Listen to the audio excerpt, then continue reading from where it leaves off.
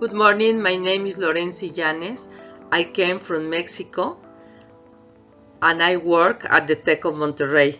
My colleague is Roberto Retes Rodriguez. He comes from Peru and he works at the Universidad Peruana de Ciencias Aplicadas.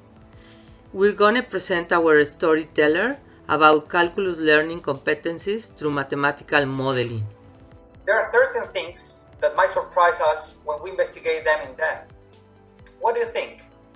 Are virtual mathematics lessons more effective than face-to-face ones? Is there a special method for teaching mathematics? Are the competencies needed to develop for learning mathematics in a traditional way the same as in virtual way? With the intention of providing answers to these questions, the competencies needed to learn calculus through mathematical modeling were analyzed. Two different approaches were used for this purpose: online and face-to-face teaching. So we decided to share our findings describing some framework, the context where we researched to find the answers to our questions, the method to obtain some data, the results and conclusions. The research was conducted using two groups of students. One group of students from Peru who were studying business and whose teaching was face-to-face, and a second group of students from Mexico who were studying engineering and who were taught virtually. Consequently, the research question was: what level of skills students acquire when they use mathematical modeling to solve calculus problems? The references that serve as a guide for this work are shown here. As this is a global educational problem, we decide to work with two countries, Peru and Mexico. We work with 53 students, 30 from Peru and 23 from Mexico. We use two learning models, face-to-face and online. We research doing an activity and a test for the students. We use mathematical modeling to resolve a calculus problem. Assess the students' competencies in each step from the mathematical modeling cycle that we use to research, and then we analyze the mode in each stage of this cycle and did a graphic in order to show the results. The mathematical cycle that the students use is from Bloom and Borromeo. It proposed 7 stages in order to solve problem. The model divides the world of the problem in two biggest sets, the real world and the mathematical world. The cycle starts understanding the problem and how the problem was developed. Then the students give some structure in order to simplify the problem. The students also construct some equations in order to mathematize the problem, that is, put the problem in mathematical equations that describe it. Then they solve the mathematical equations to obtain some data that the students interpret, validate, and expose. In order to assess the students' competences, we construct a rubric that has the 7 cycle stages in the column that has the title with orange color. For the 6 first stages, the 3 competences levels are required: identify, understand, and associate.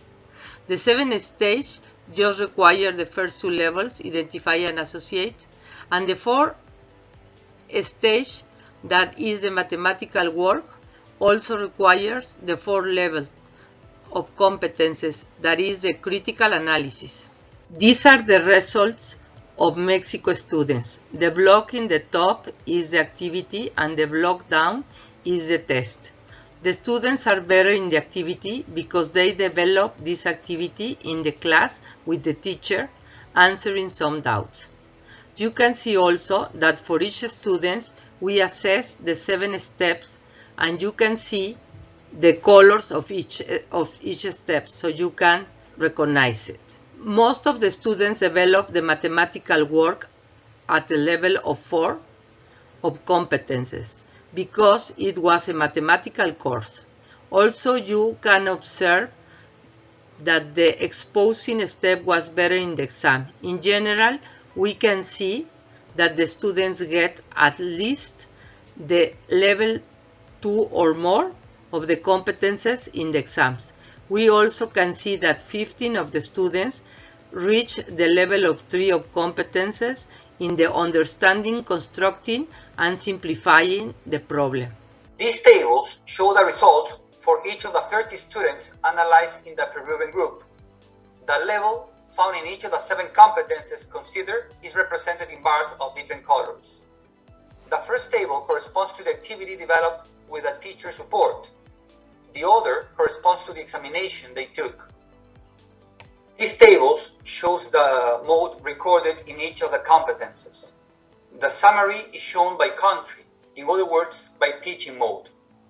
In the Peruvian group, the activity showed not reaching the expected level in simplifying and mathematizing aspects, while in the examination, this occurred only in the exposing area. For the mode analysis in the students from Mexico, you can see that the level of competences was reached for each of the cycle of Borromeo, except for the interpreting stage. In the test, the mathematizing, the interpreting, and the validity level of competences was not reached.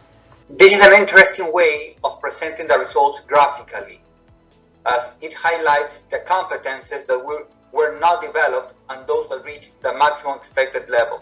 This corresponds also to the previous information. Here is a different graphic of the table data from the mode. In the case of Mexico, we work as an activity the torta production and as a test the tostada production. You can see clear that in the exam was missing the mathematizing, the validity, and the interpreting stage.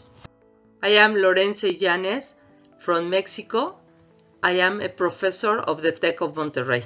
I am Roberto Rodriguez. I am a Peruvian professor from the UPC University, Universidad Peruana de Ciencias Aplicadas.